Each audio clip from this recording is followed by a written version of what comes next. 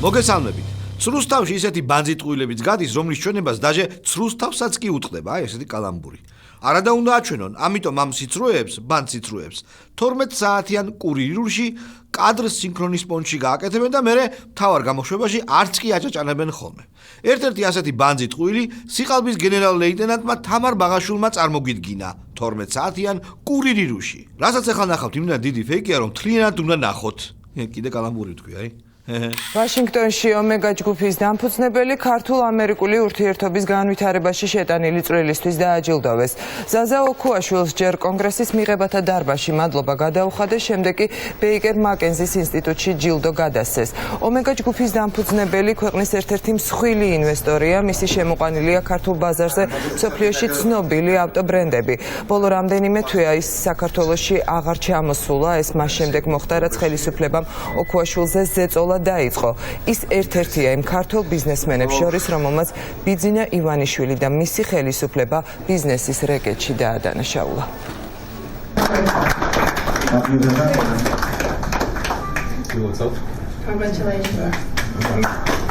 მოდი გავარჩიოთ ყველაფერი. პაპარიატკუ, როგორც ერთი ჩემი მეგობარი იტყოდა. ეს ყურებიანი პენისი, ზაზა ოქუაშვილი დადის რაღაც კარიდორებში, რომელიც უნდა ვივარაუდოთ, რომ არის აშშ-ის კონგრესის შენობა. ვიღაცას უღიმის და ვიღაცას ართმევს ხელს. ოღონდ ამ ვიღაცებს არამც თუ კომენტარს არ აკეთებინებენ შეხვედრაზე, არამედ დაჟე არც აჩვენებენ ოპერატორის კადრს მიღმარჩებიან ესენი. მე რა ვიცი ვინ არის კადრს მიღმა, ვის უღიმის ოქუაშვილი, ვის ელაპარაკება. იქნებ კონგრესმენი კი არა მიკი მაუსია ან რუსტავიორი ჟურნალისტი. კაი, ეგ იგით იყოს. სიუჟეტში ნათქვამია, რომ ბეიკერ მაკენზის ინსტიტუტში ჯილდო გადასცეს ოქუაშვილს ქართულ-ამერიკული ურთიერთობის განვითარებაში შეტანილი წვლილისთვის. ვაშინგტონში ომეგა ჯგუფის დამფუძნებელი ქართულ-ამერიკული ურთიერთობის განვითარებაში შეტანილი წვლილისთვის დააჯილდოვეს. თავი დავანებოთ იმას, რომ ქართულ-ამერიკულ ურთიერთობაში ოქუაშვილმა წვლილი იმით შეიტანა, რომ დაწამლა ხალხი ამერიკული სიგარეტებით, ამერიკული რა, ამერიკული ლიცენზიით ჩორტიოზნაეთში გაკეთებული სიგარეტებით. და იმასაც თავი დავანებოთ, რომ ეს ბეიკერ მაკენზი იურიდიული ფირმაა.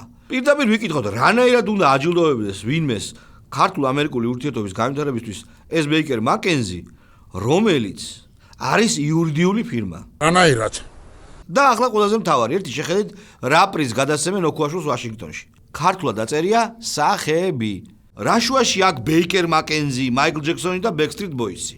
გამოდის, რომ სახეების დაჯილდოების კონკურსმა, სახელების დაჯილდოების კონკურსმა, არის ასეთი დაჯილდოება, რა თქმა უნდა, ვიცით საქართველოში რომ ეს არის, თავისი მორიგი ივენთი გამართა ამერიკაში, იქ გაიჩითა ეს ჩვენი ოქუაშვილის და იქ გადასცეს ეს პრიზი.